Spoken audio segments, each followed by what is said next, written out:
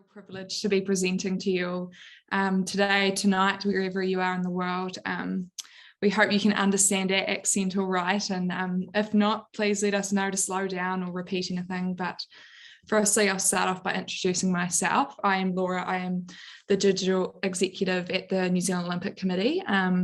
I have been here about 10 months, have come from a digital sport background, and I'm really enjoying my time. Haven't been to an Olympic Games yet, but really looking forward to Paris. And I will pass over to Alex to introduce herself.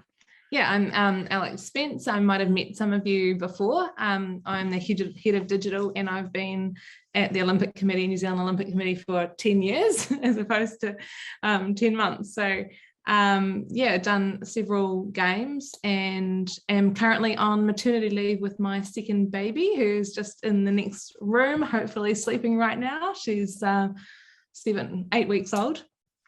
So yeah, just coming to assist Laura today and looking forward to talking to you guys.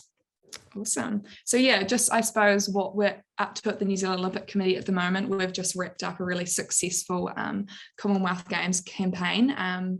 Some of you may do both the Olympic and Commonwealth Game campaigns, which we have just finished. So that's been really awesome. And now our sort of focus looks towards Paris and a few of these smaller games that are being held next year. So yeah, today we are going to be sort of sharing our insight into athlete-centric storytelling, you know, how we as the New Zealand Olympic Committee engage our athletes to tell the wider New Zealand team story. Oh, I've got to click. So yeah, firstly, to start off, it's all about bringing the athlete on the journey.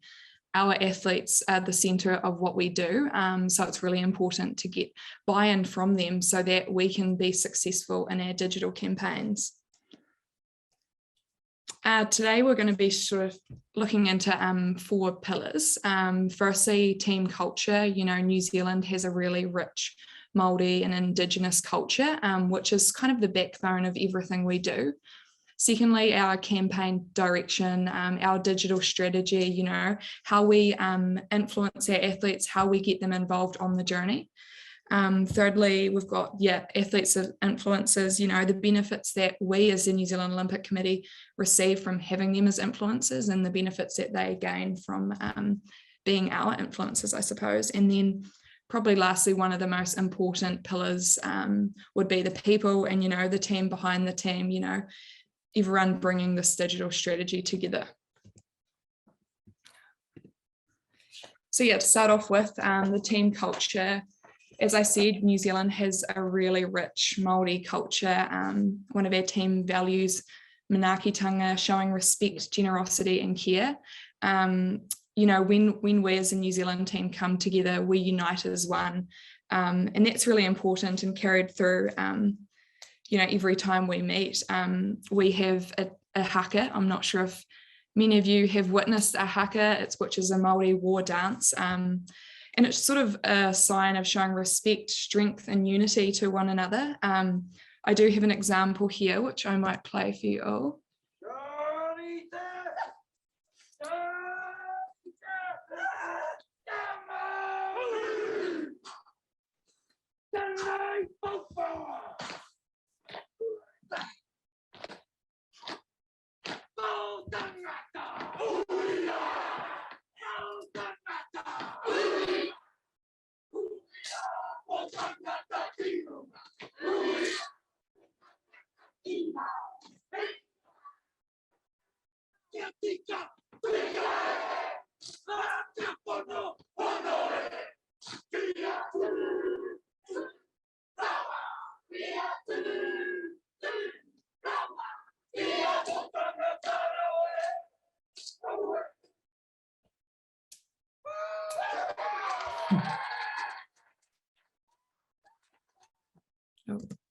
So yeah, as you can see, so that's our team haka po tangata. So every athlete or every member of the New Zealand team, right from the support staff, the physios, psychologists, everyone learns the haka, and it's a really important part of the culture within the New Zealand team.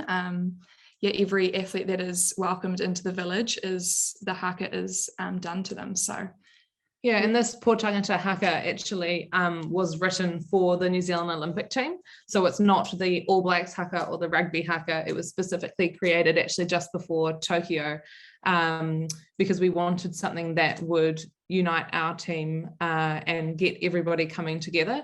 And also it's a beautiful storytelling piece. So the story behind Pōtangata and what it means, that uia part means like who we are, actually gives us some beautiful storytelling for not just for within the team, but for online as well. And that's where the backbone starts from, is having that story and that Pōtangata. Nice. Yeah, and then we sort of move on to the pride and the heritage, representing a nation, those who have represented New Zealand before us, the likes of Peter Snell, Valerie Adams.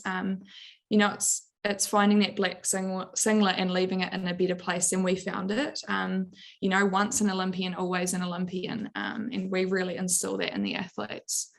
Followed by a sort of person first approach, which we really focus on, I suppose, having a happy and healthy person before the athlete, because ensuring that athletes are happy and healthy, they're going to perform well. That's sort of followed by the digital. We make sure those aspects are going well, and then we focus on the digital. We don't ever want athletes to feel like they have to do digital stuff for us. We always want to make sure that they are interested and keen to do it. Yeah, so that they're in a good space, both as a person mentally and as the athlete, as Laura mentioned, is that high performance side of it as well. The athletes, we find, respect us more if we don't get them to do something digitally that is going to affect their high performance. So when are we asking them to do it? Are we asking them to do it right before a national champs, or are we asking them to do something that's going to potentially injure them if they do something outrageous? So it's actually putting that into perspective. So first the person, how they're coping mentally and everything like that, then the athlete and the high performance, and then thirdly is the priority of digital. And I think the athletes really respond to us knowing that that's their priority as well. So knowing their priorities before we try and impart what we want onto them as well. Yes. And then you're probably wondering how we sort of instill this culture in our athletes. Multiple occasions, workshops, team selections, our athletes all come together and we really try and weave this culture in at our workshops. We are presenting to the athletes, new athletes that are coming in are learning all about how special this culture is, and then the older athletes who have been to multiple games, are really, I suppose, pushing this culture through. So at our team selections, once an athlete is selected to the team, every athlete is presented with a native fern, and the silver fern is a symbol of New Zealand. So they often take it home, plant it in their garden, and it's got a really special meaning to it. Some of our athletes who have been to multiple games have fern gardens, ferns in their gardens, and they're all at multiple sizes, and it's really, really special. That's everyone athlete that joins the team really looks forward to receiving that fern. And also, again, that leads to really good storytelling opportunities in the future when they are doing this and they feel like they've been presented something that means something to them. They then obviously share that online. We are in contact with them and they share that back with us. So another thing to jump in with the workshops that Laura was touching on is that's another opportunity that we actually say to the athletes. We talk through the campaign, which Laura will talk through soon, but we also say to them, hey, these are the benefits of being in the campaign. Please put your hand up.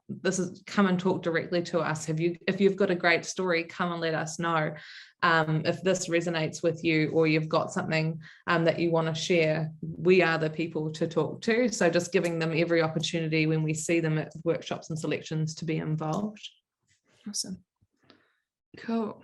We'll move on to our campaign direction. So to begin every sort of campaign, we we gather some of our athletes from the Athletes Commission, Olympians Commission, those athletes who have a really good online presence, and we bring them all together to gather their ideas, their thoughts, sort of see what direction they want to see the digital strategy go on. Because I think it's really important, you know, as we said earlier, bringing our athletes on the journey. Athletes have ownership of it. When we're at a games filming, they want to be involved because they were right there from the beginning. And I think, yeah, that's a really important part. And I suppose moving on to our manifesto, which Alex will explain. Yeah, so for every games that we've done going back to London 2012, we have had a team manifesto. Now this story plays out in many different ways. So first, it's created by the athletes and the NZOC, and it's actually run through our team. Our athletes have a huge amount of direction in it.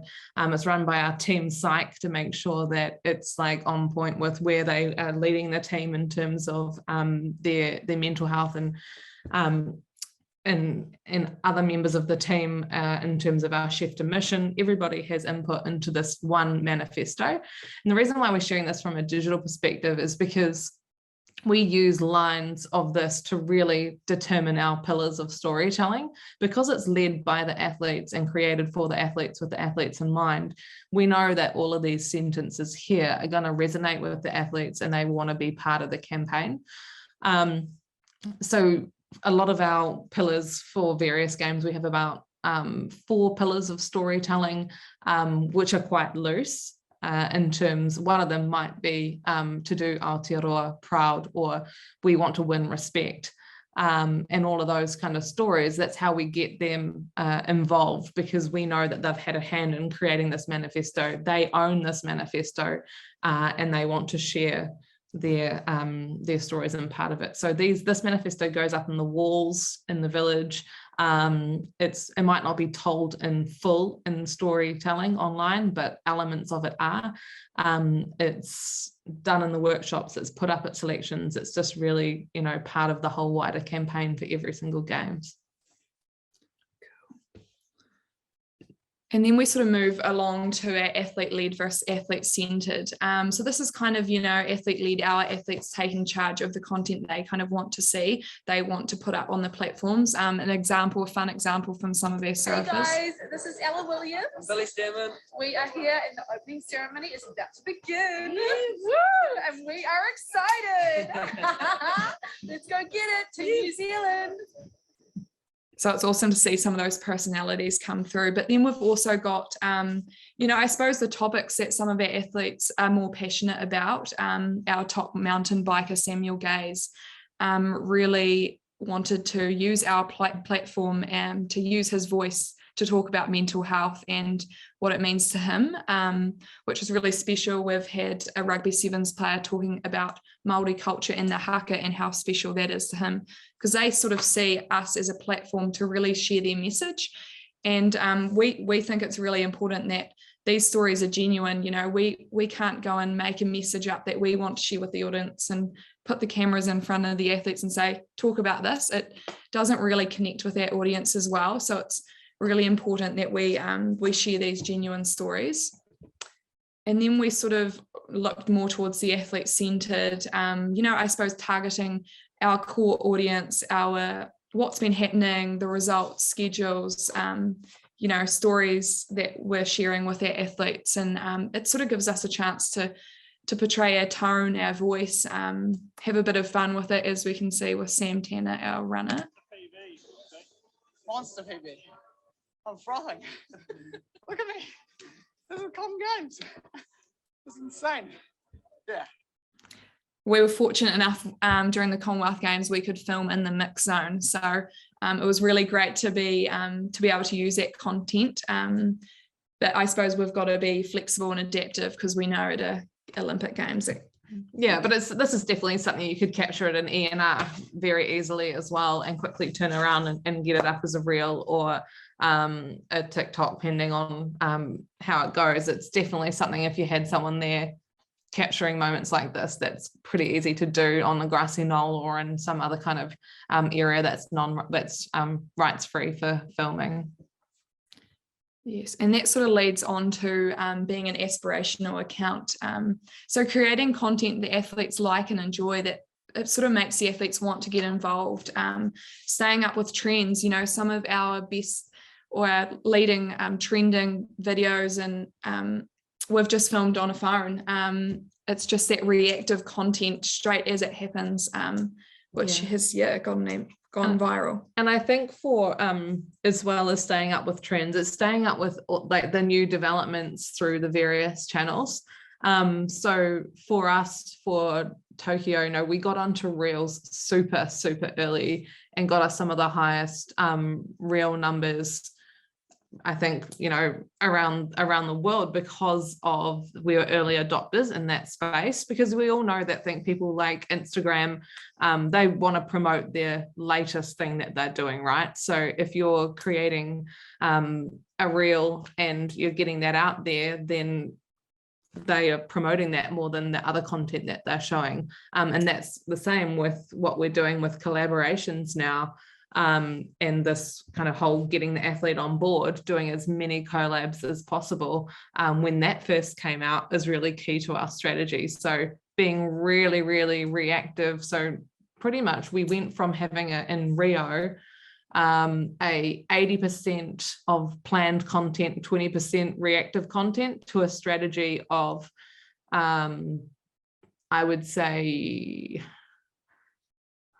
probably 60% reactive, 20% pre-planned, and then 20% adaptive content, in terms of content that we can that's planned but we can adapt. So really just changing it up completely into that reactive space, so that the athletes can get on board with all the trends and we can do things in the moment. Doesn't mean you don't plan for that, we still planned for it, but making sure that we weren't too stuck with a specific strategy, that when things did change, especially during the Commonwealth Games, when everything went vertical all of a sudden, we could do that and adapt to that. We weren't too stuck in our ways, and doing that kind of thing makes the athletes look and be like, oh, they're keeping up with it, they know what's going on. We can follow suit from them, or we can go and ask them questions about how that's going. It may win respect with those athletes so that they come up and want to join the party. Yeah, definitely. And an example of some of this content.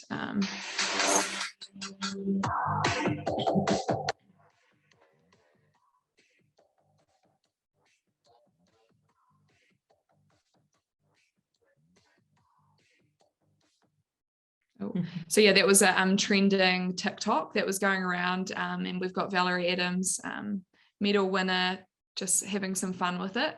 And then we've got some more sort of athlete-led. So this was filmed by some of our athletes in the village. Watching our rowers win in the Olympic Village. How would you fly away? Always dream that someday.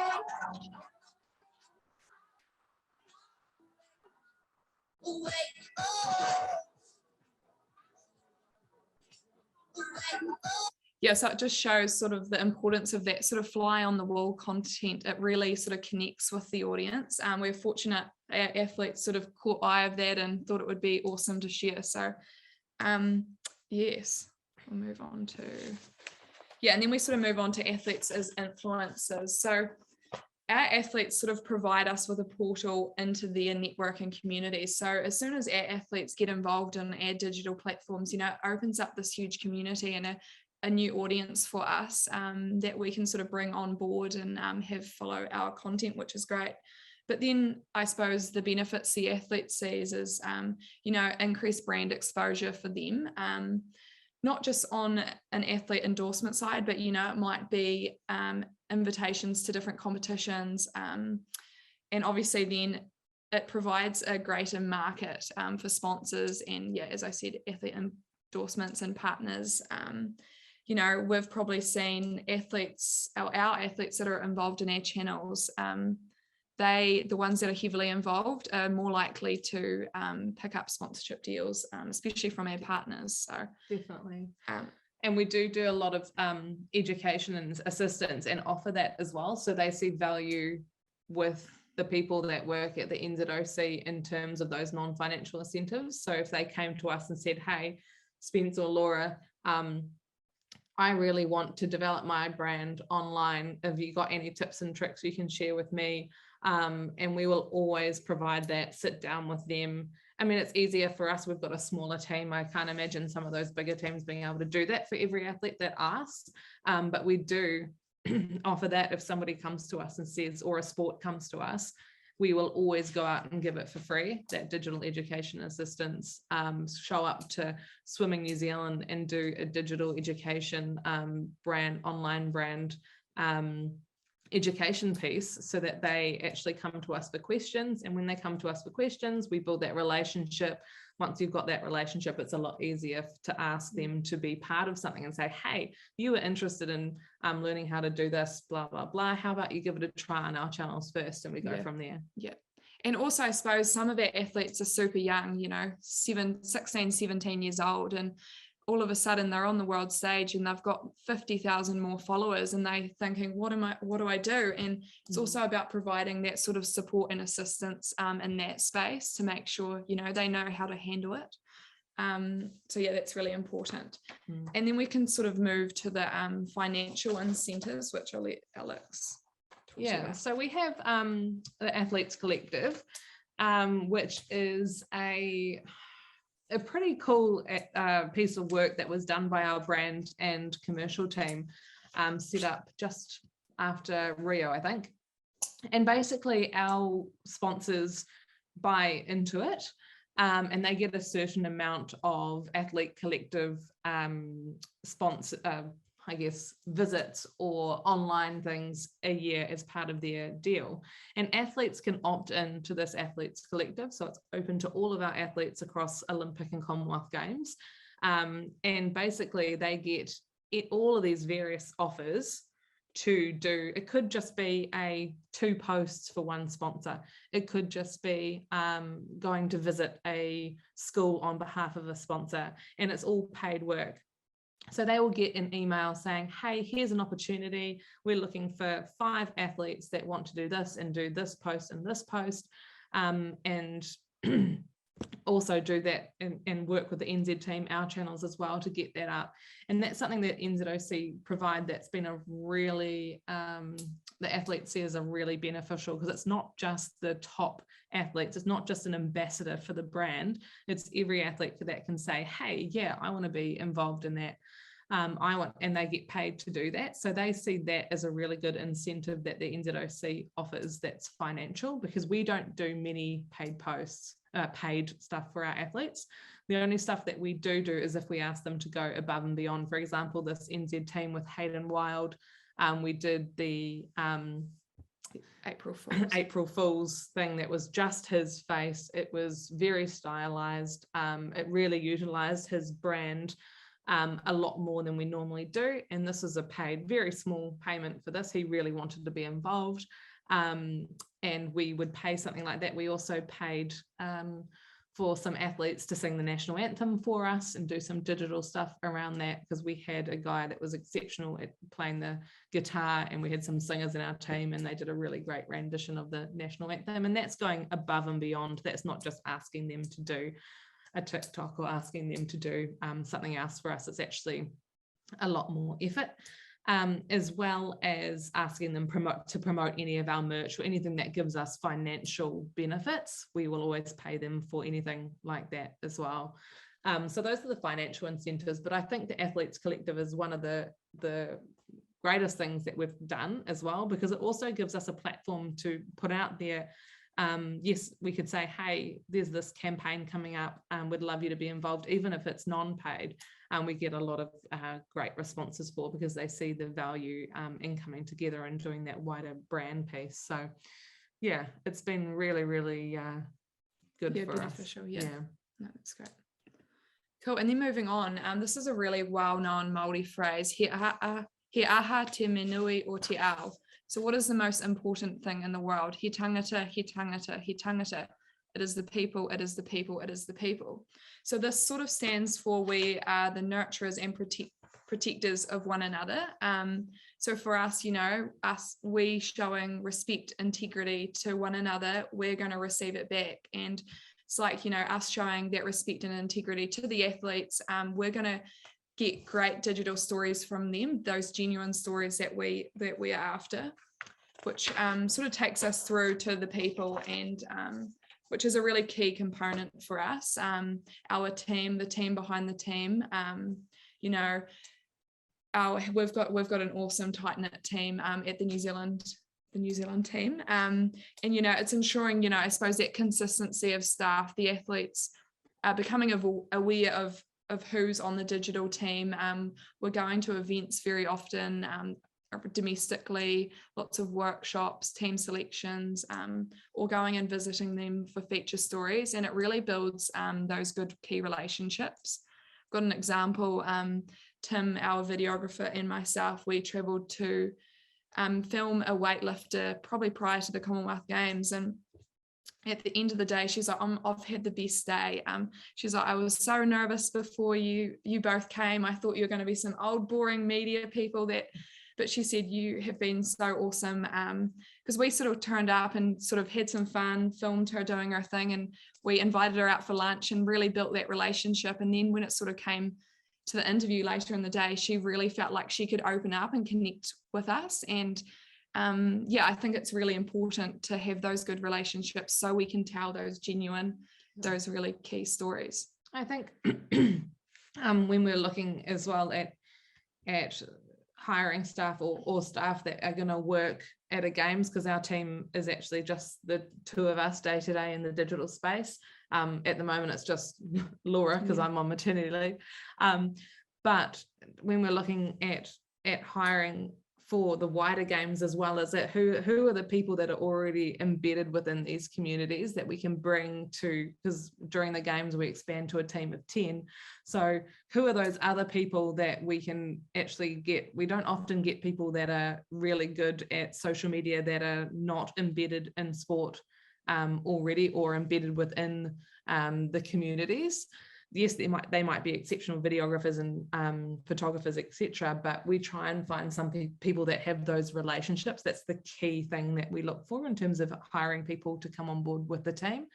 As well as when we were looking at the role that we looked at for Laura's role, it's actually looking for people who are super creative and actually use platforms that we're asking them to do to actually tell those stories on. So actually hiring young people and entrusting them to take over the full TikTok account because they know it, and trusting that they know it better than you do, and actually letting go of those kind of things that you used to be, you know, hold on to quite tight, is actually trusting them to do that because they are so embedded into those platforms. And I think once you can do that and let go, the content becomes more authentic and more real, and actually it's more suitable to platform. Otherwise, if say, for example, if someone like me trying to do it, I'd try and campaign it and brand it too much. So I think people are really important in that space. And as Laura said, the regularity of going to those events. So if you're a manager and you have and you're a digital manager, actually sending your team, or your one person if it's like Laura, to the nationals, you know, getting them out there and getting them, you know, consistently in front of those athletes so that they can build good relationships and get those stories. And it means that when you get to games time and you're telling, getting them in that really heat of the crux of the high performance world, that it's a friendly face and it's a face that they recognize. Because if you do that regular stuff all the time in between games, not just at games time, you're more likely to get a good result during games time. Yeah. And I think the other thing that's really important, you know, I talked about, with a videographer sometimes comes on board with us, but you know, you actually really only need a smartphone with a decent camera and video. As I said earlier, a lot of our trending content is just shot on a smartphone, you know, and that's gone viral. So I suppose, learning to sort of or make as good of videos and stuff as you can on them, and then I suppose looking to get better equipment and cameras. But yeah, to tie it all up, that's I suppose I hope you've really enjoyed that and learned a lot about how we sort of engage our athletes to tell the New Zealand's the New Zealand team's story. So no, it's been awesome. And if you've got any questions or like to ask us, feel free. Thank you, Yeah, I Laura feel and like we Alex. spoke really quickly. Thank you so much for the generosity of sharing this so precious information with us. So I'm sure that you are listening here also have your own experience, own learnings and successful stories. So let's learn from each other, and please feel free to make your comments or your questions to Laura and Alex. I just ask you please to identify your name and the NOC the country represents. And if you are too shy to speak, if you want to post on the chat, we can read the question for you.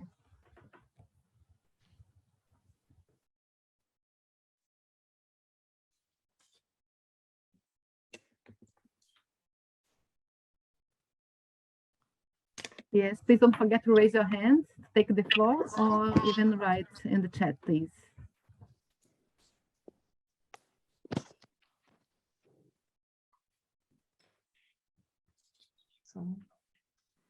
Yes, Thomas, please. Hello, I'm Thomas. Okay, yeah. Hi to all. I would like to ask you, what do you think about the rules, and can you compare the rules about the content creating and content making on the events of the Olympic Games and Commonwealth Games, and especially what do you think about the rules, what we can shoot in the Olympic Village and what is forbidden? Yeah, so I mean, the rules at the Commonwealth Games are quite different actually. So they have open mix zones for filming. They have you still can't film in the village surrounds, but you can film in your own team area. And then yeah, they've just also done a rights-free in-venue kind of press conference area as well. So the rules are very different at the Commonwealth Games. But at an Olympic Games, the IOC have stipulated that you can, if athletes have posted content natively on their own channels, then you can use that content. And I think that that's something that you can really get on board with as well. Just, you know, see or ask that the athletes collaborate with you. So if you have a good relationship with athletes, collaboration is a really, really good way to get content like that on your channels. Also, I know that the IOC are working on sharing some of the, we have a really good relationship with our host broadcaster in New Zealand, Sky Sport. And anything that we kind of capture and we give to them for broadcast, they help us as well trying to develop our digital strategy for content that they might have. So I think there are definitely ways in which the rules, yeah, of course it's difficult, but if you formulate your plan so that the majority of your content you get from ENR locations, you know, you can set up some great things. Or at your, obviously Tokyo was very different and very difficult for everybody. We had a studio, that video that Laura showed of Dame Valerie doing the TikTok, that trend back in 2020, that was shot in our studio, and we did a lot of content in our studio with we had a green screen backdrop as well as several other branded backdrops as well as sponsored stuff. So we did a lot of our content in that kind of way. It didn't allow for that really neat out and about kind of content, but it did mean that we had easier access for the athletes to come in and out. Another great location that we find is NZ House for the Commonwealth Games. That was a fantastic location to be able to shoot at. So yeah, I mean, the rules are difficult, but they're there for they're there obviously to protect the rights holders. So having a good relationship with your own rights holder and your nation is super important, as well as a good relationship with your athletes, because the athletes are the ones that have the permission to film. And if you can utilize the content that they have posted, as well as those collaboration tools, then you're onto a really good thing. I'm just taking this opportunity to add something, and so maybe you get inspired from now.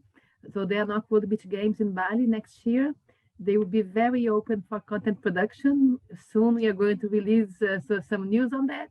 So I hope you have your creativity on and make the best for your teams. So stay tuned. So any other comments, experiences, questions to Laura and Alex?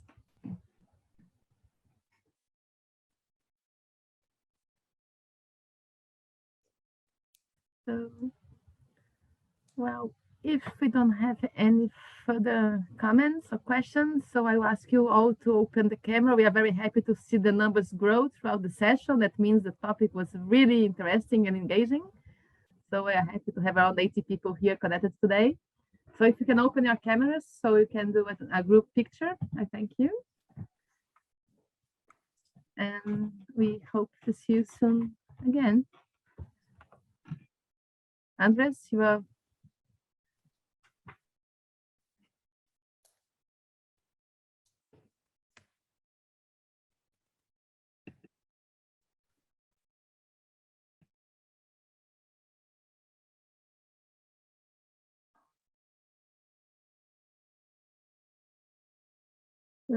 Andres?